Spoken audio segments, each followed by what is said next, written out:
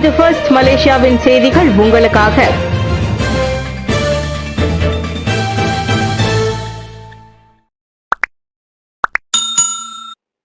போலி மதுபானங்களை பதப்படுத்தும் நடவடிக்கையை KPDN முறியடித்தது. பினாங்கு பெர்மதாங் மதுவில் போலி மதுபானங்களை பதப்படுத்தி சேமிக்கும் கிடங்காக கொள்கலன்களை மாற்றும் கும்பலின் நடவடிக்கையை பினாங்கு உள்நாட்டு வாணிபம் மற்றும் வாழ்க்கை செலவின அமைச்சு KPDN வியாழக்கிழமை அம்பலப்படுத்தியது.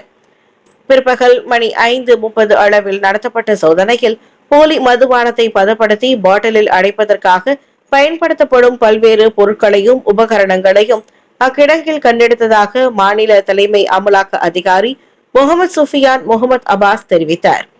மேலும் 2 கொள்கலன்களையும் சோதனையிட்டதில் 10,18,000 ரிங்கெட் மதிப்பிலான பல்வேறு முத்திரைகள் கொண்ட 16,513 போலி மதுபான பாட்டில்கள், 900 லிட்டர் திரவ மதுபானம், 26,815 காலி கண்ணாடி பாட்டில்கள், அலுமினிய மூடிகள் மற்றும் IBC தொட்டிகளும் கண்டெடுக்கப்பட்டன.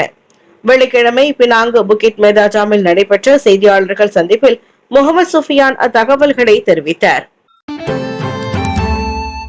அரச மன்னிப்பு ஆணை தொடர்பில் அறிக்கை போலியானது என்கிறார் டாக்டர் சலிஹா.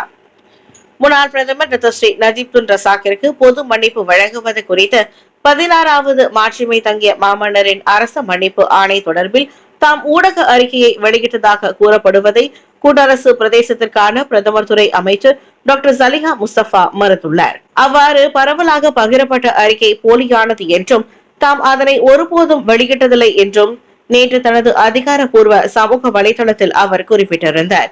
இது ஒரு பொறுப்பற்ற செயல். இந்த தவறான ஊடக அறிக்கையை யார் வெளியிட்டாலோ அல்லது பகிர்ந்தாலோ அவர்கள் மீது சட்ட நடவடிக்கை எடுப்பேன் என்றார் அவர். இதனிடையே அரச மன்னிப்பு ஆணை தொடர்பில் மன்னிப்பு வாரிய உறுப்பினரான டாக்டர் சலிஹாவிடம் வினவப்பட்ட போது அவர் எதற்குமே பதிலளிக்க மறுத்து மௌனம் சாதித்ததாகவும் கூறப்பட்டது.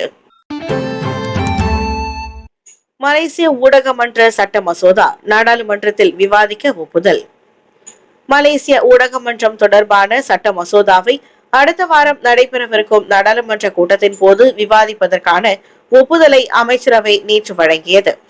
இம்முறை நடைபெறும் கூட்டத்தில் அச்சட்ட மசோதா விவாதத்திற்கும் 2ஆம் முறை வாசிப்பிற்காகவும் மக்களவையில் சமர்ப்பிக்கப்படும் என்று தொடர்பு அமைச்சர் ஃபாமி ஃபட்சில் கூறினார். எனவே நாங்கள் அதை அடுத்த வாரம் மக்களவையில் தாக்கல் செய்வோம். அதை பற்றி விவாதிக்க நேரம் இருந்தால் இக்கூட்டத்தில் 2வது வாசிப்பு செய்யப்படும். இல்லை என்றால் அடுத்த கூட்டத்தில் விவாதிக்கப்படும் என்று முடிவெடுக்கப்பட்டுள்ளது. ஆக இறுதியாக அது சரியான வழியில் நடந்தேறியது என்றார் அவர். அச்சட்ட மசோதாவில் தாக்கல் செயல்முறை சரியான தடத்தில் இருப்பதாக நேற்று புத்ரஜயாவில் நடைபெற்ற செய்தியாளர் சந்திப்பில் ஃபாமி தெரிவித்தார். ஜெயின் ரயானின் பெற்றோர் சமர்ப்பித்த மனு நிராகரிப்பு. ஆட்டிசம் எனப்படும் மதி இறுக்கத்தால் பாதிக்கப்பட்ட சிறுவன் ஜெயின் ரயான் அப்துல் மார்டின் காயங்கள் ஏற்படும் அளவிற்கு அவனை புறக்கணித்ததாக தங்கள் மீது சுமத்தப்பட்டிருக்கும் குற்றச்சாட்டை மறுபரிசீலனை செய்ய அச்சிறுவனின் பெற்றோர் கடந்த நவம்பர் 19ஆம் தேதி தேசிய சட்டத்துறை அலுவலகம் AGC-யிடம் சமர்ப்பித்த பிரதிநிதித்துவ மனுவை அத்துறை நேற்று நிராகரித்தது. அவ்விவகாரம் குறித்து அச்சிறுவனின் பெற்றோர் ஜைம் இக்வான் ஜஹாரி மற்றும் இஸ்மானிரா அப்துல் மனாஃபின் வழக்கறிஞரிடம் அறிவிக்கப்பட்டுவிட்டதாக அரசு தரப்பு துணை வழக்கறிஞர் ராஜா ஜைனுல் ஃபரிதா ராஜா ஜஹாருடின் செஷன்ஸ் நீதிமன்ற நீதிபதி டாக்டர் ஜைலிசா வர்னோவிடம் தெரிவித்தார். முன்னதாக ஜைம் இக்வான் ஜஹாரி மற்றும் இஸ்மானிரா அப்துல் மனாஃபை வழக்கறிஞர் ஃபாமி அப்துல் மொயின் பிரதிநிதித்து வாதாடினர். தற்போது ஹரிஷ் மகாதேவன் மற்றும் ரம்ஜானி இட்ரிஸ் ஆகிய 2 வழக்கறிஞர்கள் அவர்களை பிரதிநிதிக்கின்றனர். RCI அறிக்கை அடுத்த வாரம் மக்களவை கூட்டத்தில் தாக்கல் செய்யப்படும்.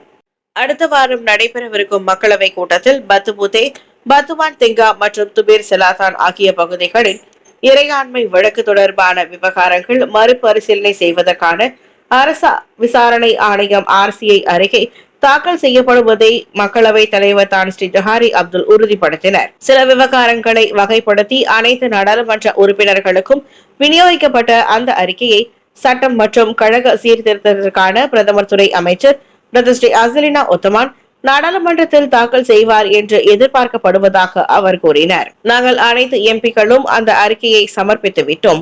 ஒரு சில தகவல்கள் முறையே வகைப்படுத்தப்பட்டுள்ளது. பிரதமர் துறை அமைச்சர் அடுத்த வாரம் அதனை சமர்ப்பிப்பார். அது பின்னர் விவாதிக்கப்படும் என்று எதிர்பார்க்கப்படுகின்றது.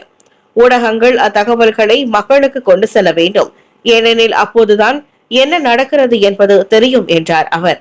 நேற்று நாடாளுமன்ற கட்டிடத்தில் கருத்தரங்கு ஒன்றை அதிகாரப்பூர்வமாக தொடக்கி வைத்த பின்னர் நடைபெற்ற செய்தியாளர்கள் சந்திப்பில் அவர் இதனை தெரிவித்தார்.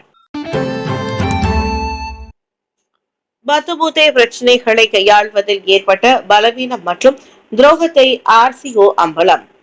பத்துபூத்தே, பத்துவான் தெங்கா மற்றும் துபிர் செலாதான் ஆகிய பகுதிகள் தொடர்பிலான பிரச்சினைகளை கையாள்வதில் ஏற்பட்ட பலவீனம் மற்றும் துரோகத்தை அரச விசாரணை ஆணையம் RCI அறிக்கை அம்பலப்படுத்தியது. அவ்விவகாரத்தில் சிக்கலை கையாள்வதில் ஏற்பட்ட பலவீனங்கள் ஏற்பட்டிருக்க கூடாது, ஏனெனில் நாட்டில் ஒவ்வொரு அங்குல நிலத்திற்கும் கடுமையாக போராட வேண்டி இருப்பதாக பிரதமர் ஸ்ரீ அன்வார் இப்ராஹிம் எடுத்துரைத்தார். ஏற்பட்ட பலவீனத்தையும் துரோகத்தையும் RCI அறிக்கை வெளியெடுத்தது. ஏனெனில் நமது ஒவ்வொரு அங்குல நிலத்திற்காகவும் போராட வேண்டும், ஆனால் அதில் தோல்வி இருப்பது தெரிய வந்தது, அதுவும் அம்பலப்படுத்தப்பட்டது. என்னை பொறுத்தவரை இது சாதாரண ஒரு விஷயம் அல்ல. இறையாண்மையை ஒப்படைப்பதில் ஈடுபடும் எந்த ஒரு குற்றமும் நாட்டிற்கு மிகப்பெரிய துரோகமாக கருதப்படுகிறது என்றார் அவர். சட்டம் தொடர்பான செயல்முறைகள் மதிக்கப்பட வேண்டும் என்றும் அவ்விவகாரம் தொடர்பான அடுத்த கட்ட நடவடிக்கைக்கு காத்திருக்கும்படியும் பிரதமர் அனைத்து தரப்புகளையும் கேட்டுக்கொண்டார். நேற்று புத்ரஜயாவில் உள்ள அல்மனார் பள்ளிவாசலில் வெள்ளிக்கிழமை தொழுகைக்கு பின்னர் செய்தியாளர்களிடம் பேசிய அன்வார் அத்தகவல்களை பகிர்ந்து கொண்டார். 15 அறிமுக இந்திய வணிகர்களுக்கு மித்ரா தொடக்க கட்ட வர்த்தக நிதியுதவி. வசதி குறைந்த இந்தியர்களை வணிக ரீதியாக முன்னேற்றும் முயற்சிகளில் இந்தியர் உருமாற்ற பிரிவான மித்ரா பல ஆக்கப்பூர்வ நடவடிக்கைகளை தொடர்ந்து மேற்கொண்டு வருகிறது. அந்த வகையில் இவ்வாண்டு 600 இந்தியர்களை முதலாளிகளாக உருவாக்கும் திட்டத்தை அப்பிரிவு அமல்படுத்தவிருப்பதாக அதன் சிறப்பு செயற்குழு தலைவரான பிரபாகரன் பரமேஸ்வரன் தெரிவித்தார்.